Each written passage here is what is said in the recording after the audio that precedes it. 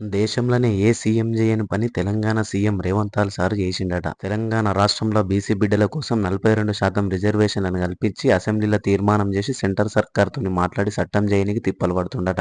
అగో ఓ దిక్కు షెయి సర్కార్ ఏలుబడిలోకి వచ్చినాక రాష్ట్రం మొత్తం ఆగమాగం చందన చందన అవుతుంది. ఈడేసిన గొంగడ ఆడనే ఉన్నదని మొన్నటిదాకా మొత్తుకుంటుంటే ఇప్పుడు బీసీ బిడ్డల కోసం పోరాటం చేస్తుండని ఎవరన్నారే అంటారా? ఈ ముచ్చట చూడురి. और मैं खुश हुआ कि जाति जनगणना होने के एकदम बाद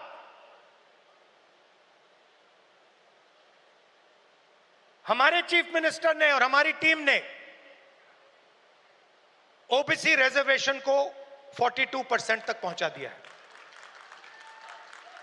అగో ఇన్నరా, కాంగ్రెస్ పార్టీ పెట్టిన సిడబ్ల్యూసి మీటింగ్ లో రాహుల్ గాంధీ సార్ ఏమంటుండో, తెలంగాణ మళ్ళీ ముఖ్యమంత్రి యనమల రేవంత్ సార్ చేస్తున్న బీసీ రిజర్వేషన్ బిల్లు మీద అనుకొచ్చిండయ్యా. అయ్యా రాహుల్ గాంధీ సారు, మీ కాంగ్రెస్ సర్కారు చేసిన కులగణన సర్వేలు, ఎస్సీ వర్గీకరణ బిల్లు, బీసీ రిజర్వేషన్లు మాత్రమే కానొస్తున్నాయా? దిక్కు ఏమంట షెయి సర్కార్ ఏలుబడిలోకి వచ్చిందో సగున్న తెలంగాణ మొత్తం ఇప్పుడు ఎండి ఎర్రగల్ల కాబట్టి ఎన్నికల ముంగటిచ్చిన 6 గ్యారెంటీలు అమలు చేయకుండా పబ్లిక్ నాకం చేయబడుతుంది. మొదలు ఆ ముచ్చట చెప్పుర్రి సార్ అంటుండ్రు. ఈ ముచ్చటిన్నారు.